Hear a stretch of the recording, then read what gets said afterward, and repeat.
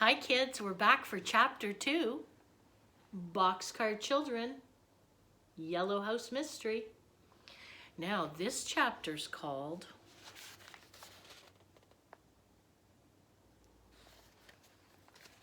And Who Do You Think Might Be Getting Married? I bet you're right. A wedding. What a day it was for the Alden children when the rocks were taken away. The floor of the cave was smooth sand, just right for digging. More men came to the island that day, and the digging began. "Isn't it funny to see grown-up men digging in the sand?" said Benny. "Watch them, Benny," said Alice.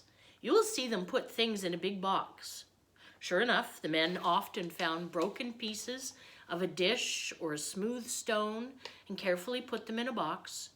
The children never grew tired of watching them. Every day after school, they went over to the island to see what the men had found. Henry could not come until late on some days because he was on the rowing team in the high school crew. He had been the captain of the high school crew for over a year now, but as soon as he came, he always helped Joe carry boxes to the boat. One day the box was so heavy that Henry could not get it into the boat. "I'm sorry, Joe," he said.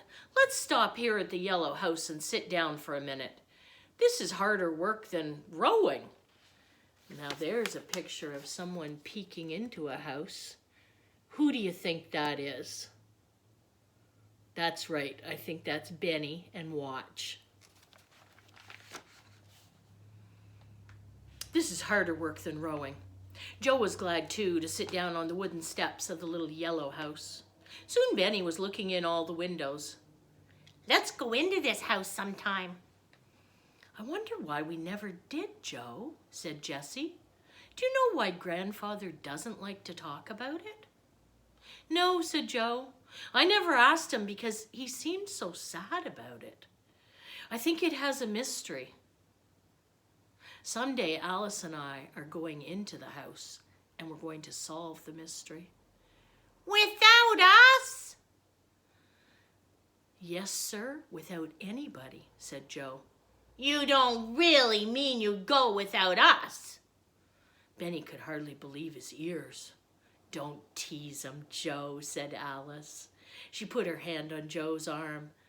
Let's tell them all, Joe."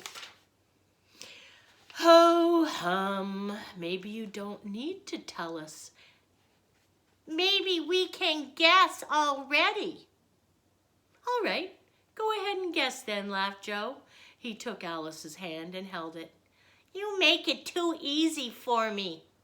He looked at Henry. "Didn't I tell you, Henry? I told you a long time ago."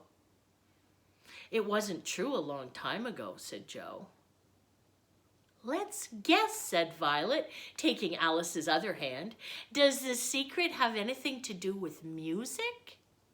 "Yes," said Joe. "Will everyone wear beautiful clothes?" asked Jessie. "Yes," said Benny and Joe. "Will there be cake and a beautiful ring?" asked Henry. "Right here," said Joe. He held up Alice's hand, and on it was a beautiful ring.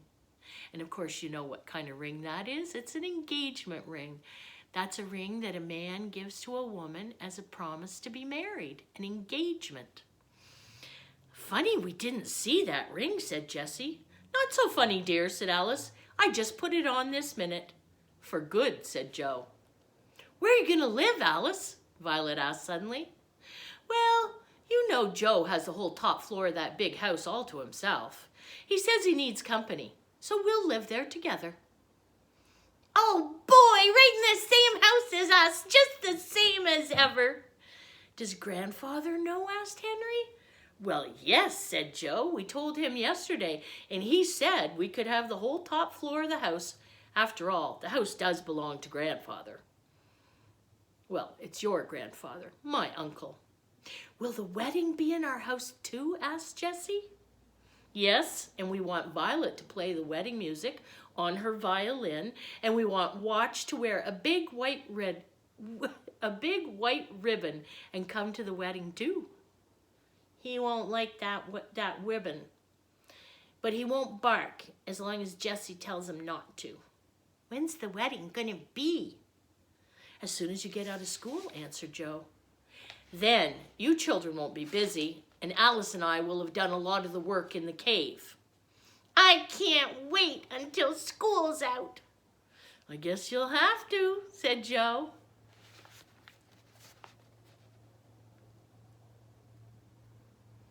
Look at Watch down on the floor. Oh, look at little Benny. See that little pillow he's holding? That means he's called the ring bearer. He's carrying the wedding rings. What a wedding the Alden wedding was. Everyone talked about it afterwards for days. Alice was beautiful in her white dress. Violet played the wedding on her violin with 3 other players. She wore a long violet-colored dress. Jessie wore a blue dress. Watch wore his big white ribbon, and he did not bark until it was all over. When everyone was out on the porch saying goodbye to Joe and Alice, he barked and barked and barked. By then it didn't matter. Everyone was laughing and talking. Children didn't know what to do with themselves right after Joe and Alice had gone. They tried to read. When it was almost time for supper, Jessie said, I wonder where they're going on their wedding trip. I don't know myself, said Grandfather. People don't generally tell where they're going on a wedding trip. They'll be back in 2 weeks, said Violet. Let's go upstairs and look at their lovely home.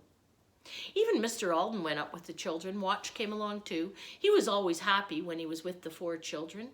Mr. Alden sat down in a big easy chair while Violet and Jessie looked again at the pretty blue and white kitchen. They went into the sunny bedroom and back to the pleasant living room. The new dishes were set in piles in the clean cupboards. It will be such fun for them to keep house here, cried Jessie.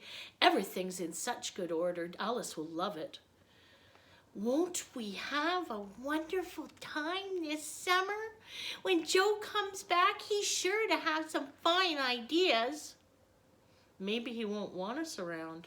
We must be careful of that, Benny, said Jessie.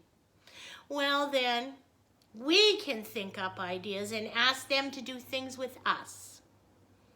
A very good plan, my boy, said Mr. Alden with a smile. And if they don't want to, they can always say no. Then they heard a step on the stairs. It was Mrs. McGregor, the housekeeper. She was a kind little lady and took fine care of the children. Her hair was white and her eyes were blue. Supper's ready, she said with a smile. I hope I can have some more wedding cake. I love weddings, Mrs. McGregor. He took her hand. Yes, my dear, said Mrs. McGregor, smiling at the little boy. Your cousin Joe has a fine wife, and he's a fine young man himself. It was a lovely wedding. Then Violet thought, as she often thought before, that there was something sad about Mrs. McGregor. Yes, she said to herself, she looks sad even when she smiles. And that is the end of chapter 2. I wonder, are we getting a little hint about what the mystery might be? We have 2 mysterious things. The yellow house, Mrs. McGregor's sadness. See you in chapter 3.